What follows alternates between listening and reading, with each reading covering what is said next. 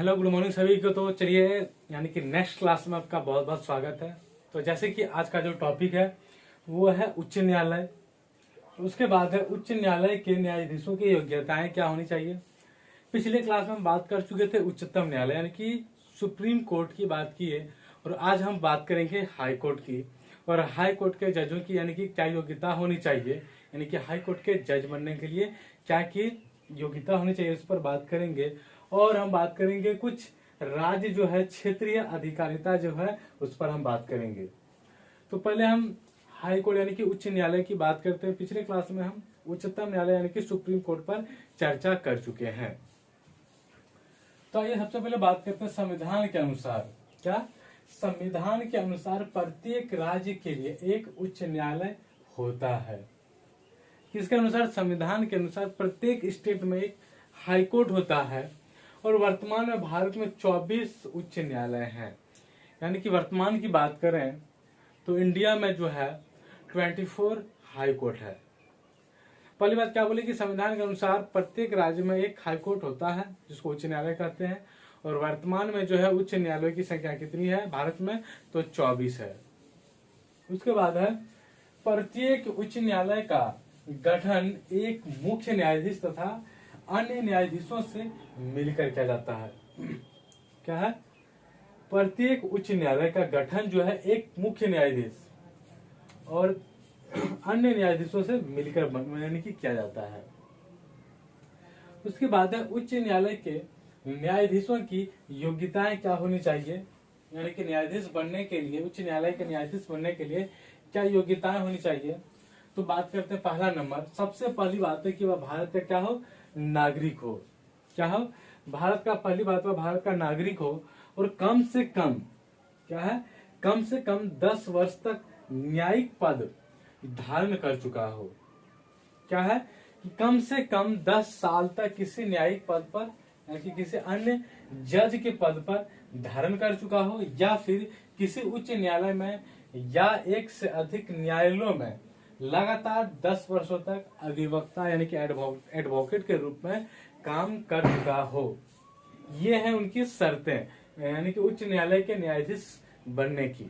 पहली बात क्या बोले कि भारत का नागरिक हो और कम से कम 10 वर्ष तक न्यायिक पद पर यानी कि धारण कर चुका हो, या किसी उच्च न्यायालय में या एक से अधिक न्यायालयों में लगातार 10 वर्षों तक अधिवक्ता यानी कि रहा हो। उसके बाद है उच्च न्यायालय के न्यायाधीश। क्या है?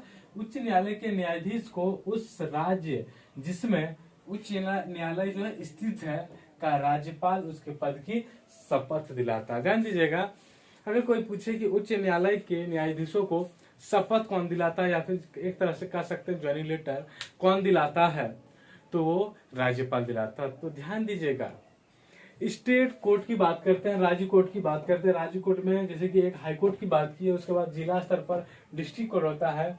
तो उसी तरह से किसी भी कोर्ट में अगर कोई जज बनते हैं उनकी शपथ कौन दिलाता? तो सारे जजों को, यानी कि स्टेट की हम बात कर रहे हैं तो राज्यपाल शपथ दिलाता। ध्यान दीजिएगा, यानी कि एक तरह से ज्वाइनिंग लेटर हम कह सकते हैं, तो सबको राज्यपाल देती है। तो वही कहता है कि उच्च न्यायालय के न्यायाधीश को उस राज्य जिसमें उच्च न्यायालय का हो स्थित हो का राज्यपाल उसके पद की शपथ दिलाता है। उसके बाद है उच्च न्यायालय के न्यायाधीशों का अवकाश ग्रहण करने की अधिकतम उम्र सीमा कितनी होती है? 62 वर्ष होती है। यानी कि उच्च न्यायालय के न्यायाधीश को रिटायर्ड होने के लिए अधिकतम उम्र कितनी होती है? तो 62। और सुप्रीम कोर्ट की बात की उच्चतम न्यायालय की तो वो था 65 वर्ष। यानी कि न्यायाधीश को अवकाश ग्रहण करने की सीमा जो थी उच्चतम न्यायालय की यानी कि सुप्रीम कोर्ट की 65 वर्ष थी।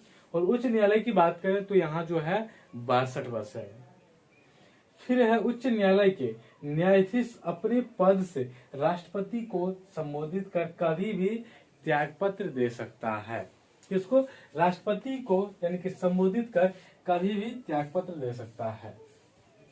फिर वर्तमान में पंजाब एवं हरियाणा, असम, नागालैंड, मिजोरम तथा अरुणाचल प्रदेश, महाराष्ट्र, गोवा, दादर और नगर हवेली और दमन तथा दीव और पश्चिम बंगाल, अंडमान निकोबार द्वीप समूह आदि के लिए एक ही उच्च न्यायालय है और उस पर हम बात करेंगे अभी तुरंत। जैसे कि नाम हम लिख दिए हैं और किस वर्ष इसका गठन हुआ वो है। और राज्य जो है क्षेत्रीय अधिकारिता, क्या है, राज्य क्षेत्रीय अधिकारिता की बात करेंगे हम। पहली बात करते हैं कलकत्ता की।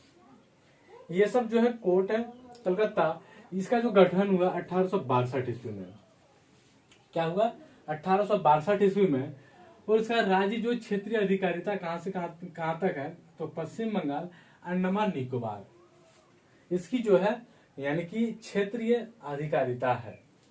अगर कोई पूछे कि सबसे उच्चतम न्यायालय सबसे पहली कहाँ बनी, उच्चतम नहीं उच्च न्यायालय सबसे पहला कहाँ है या कहाँ था, सबसे पहले कौन सा बना, तो वो समझ गए ये चीज।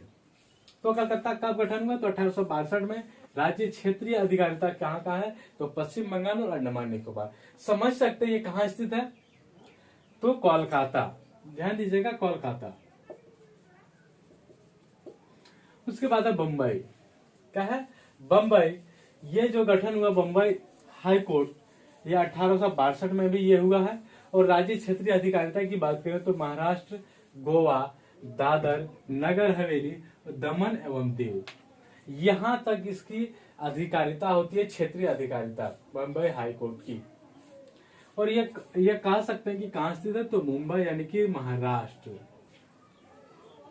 उसके बाद है मद्रास, मद्रास हाई कोर्ट, ये भी गठन होगा 1862 ईस्वी में। और इसका क्षेत्रीय अधिकारिता जो होती है तमिलनाडु और पुदुचेरी, और यह स्थित चेन्नई, क्या स्थित है, चेन्नई, ध्यान दीजिएगा। उसके बाद है कर्नाटक की बात करते हैं, कर्नाटक हाई कोर्ट की। तो ये 1884 ईस्वी में यानी कि गठन हुआ। और इसका राज्य जो क्षेत्रीय अधिकारिता जो है कर्नाटक, सिर्फ कर्नाटक, और स्थित बंगलुरु में। पटना हाईकोर्ट की बात करते हैं तो यह गठन हुआ 1916 ईस्वी में। इसका अधिकार जो है पूरे बिहार में, और यह स्थित है पटना में।